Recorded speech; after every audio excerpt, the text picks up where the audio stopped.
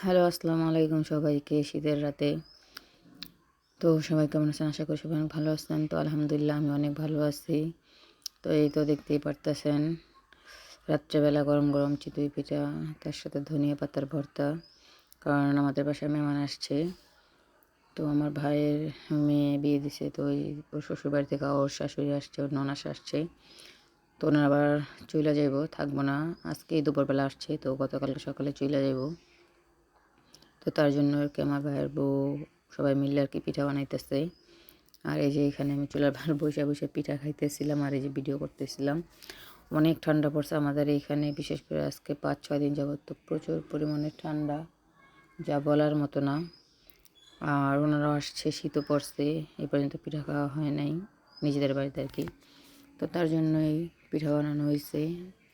আর এখানে কিছু পিঠা শুকনা বানানো হয়েছে, কিছু ভিজাইব, তার জন্য আর কি।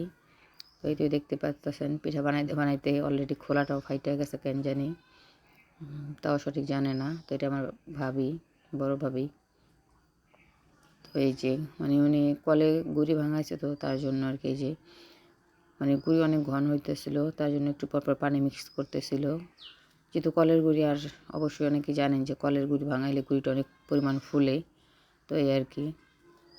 তো এই তো দেখতেই পারতেছেন একটু পরপর পানি দিতেছে। আর এই যে আর শীতে কারা কারা পিঠা খাইছেন অবশ্যই কমেন্টে জানাবেন। আর আমার ছোট্ট ভিডিওটা দেখে যদি ভালো লাগে তাহলে অবশ্যই লাইক কমেন্ট শেয়ার করবেন। আর আমার চ্যানেলে যারা নতুন আছেন অবশ্যই আমার চ্যানেল সাবস্ক্রাইব করে আমার পাশে থাকবেন। আর যারা অলরেডি আমার চ্যানেলটা সাবস্ক্রাইব করছেন তাদেরকে অসংখ্য ধন্যবাদ, অনেক অনেক অন্তরের অন্তঃস্থল থেকে ভালোবাসা। তো আজকের মতো এখানে ভিডিওটা শেষ করলাম। আল্লাহ হাফেজ, টাটা।